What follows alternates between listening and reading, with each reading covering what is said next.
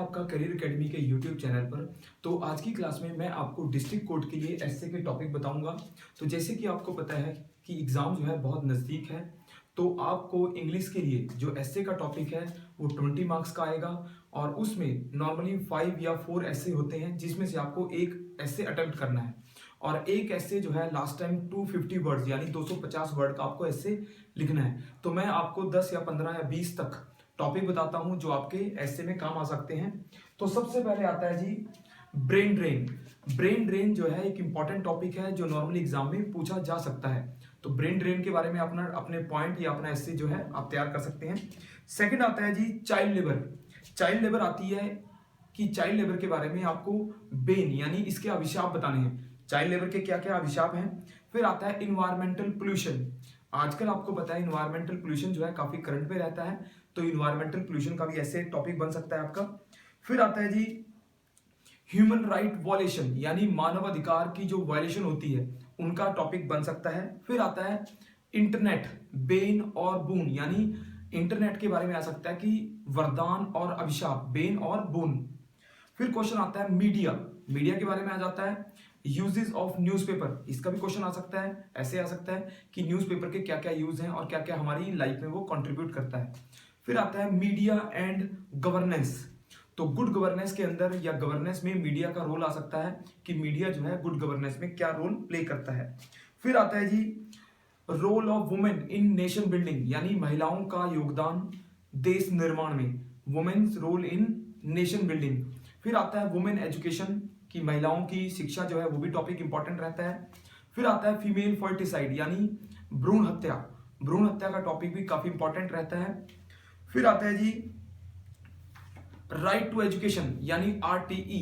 आपको पता है राइट टू एजुकेशन के काफी ज्यादा फायदे मिले हैं कंट्री को, देश में एकदम से एजुकेशन में काफी रिफॉर्म हुए हैं। तो राइट टू एजुकेशन आ जाता है। और राइट टू इंफॉर्मेशन सूचना का अधिकार और शिक्षा का अधिकार, ये दो अधिकार जो है काफी इंपॉर्टेंट है।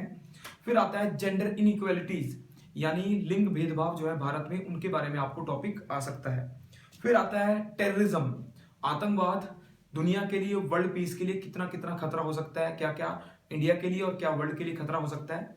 फिर आता है जी इंफॉर्मेशन टेक्नोलॉजी या टेक्नोलॉजी का यूज, इंफॉर्मेशन टेक्नोलॉजी और टेक्नोलॉजी का यूज इन नेशन बिल्डिंग यानी देश निर्माण में आईटी और टेक्नोलॉजी का क्या यूज हो सकता है। फिर आता है टेक्नोलॉजी बेन और बून यानी तकनीक का शाप और वरदान यानी अभिशाप भी हो सकते हैं और वरदान क्या है, तो मेनली वरदान होते हैं टेक्नोलॉजी के।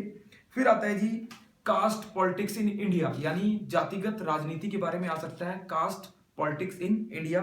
फिर आता है जी रीजनलिज्म, जो क्षेत्रवाद है उसके ऊपर भी क्वेश्चन आ सकता है, रीजनलिज्म इन इंडियन पॉलिटिक्स। फिर आता है जी इलिटरेसी।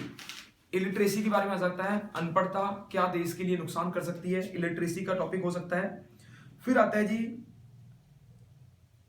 Judicial activism. जुडिशरी का एग्जाम है तो जुडिशियल एक्टिविज्म का क्वेश्चन आ सकता है कि जुडिशियल एक्टिविज्म जो है क्या है और क्या इसका देश के लिए रोल है। फिर आता है ग्लोबल वार्मिंग, जलवायु परिवर्तन का या ग्लोबल वार्मिंग का टॉपिक आ सकता है क्योंकि दुनिया भर में ग्लोबल वार्मिंग जो है काफी करंट इशू है। फिर आता है करप्शन।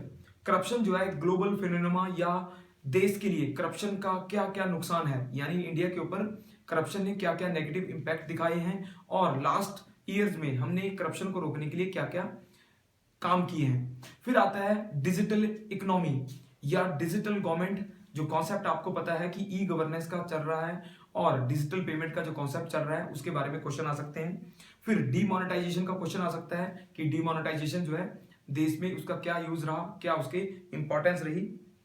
फिर आता है जी इंडो पाकिस्तान रिलेशन और कश्मीर इशू, इसके ऊपर भी ऐसे बनने के चांस रहते हैं क्योंकि भारत पाकिस्तान में लगातार डिस्प्यूट रहता है और कश्मीर इशू जो है मेन डिस्प्यूट का कारण है। फिर कुछ टॉपिक ऐसे आते हैं जो प्रोवर्बियल होते हैं यानी कहावतों के तौर पे होते हैं, जैसे all the glitter are not gold यानी सभी प्रकार की चीजें जो है गोल्ड नहीं हो सकती या सभी चमकती चीजें जो है गोल्ड नहीं हो सकती। फिर आता है as you sow shall you reap यानी जैसा बोगे वैसा आप काटोगे, इसका टॉपिक इंपॉर्टेंट है। Justice delayed is justice denied यानी देर से मिला न्याय जो है अन्याय होता है, ये भी टॉपिक इंपॉर्टेंट बनता है। फिर आता है जी failure are pillar of success यानी असफलताएं जो हैं सफलता का पिलर होती हैं। फिर आता है नॉलेज इज पावर यानी ज्ञान जो है शक्ति है। थिंक पॉजिटिव विन पॉजिटिवली ये आ जाता है। Where there is will there is a way यानी जहां इच्छा शक्ति है वहां पर सब कुछ काम है, ये भी क्वेश्चन या ऐसे आ सकता है। फिर आता है trust yourself to get success यानी अपने ऊपर विश्वास रखो सफलता आपको मिलेगी।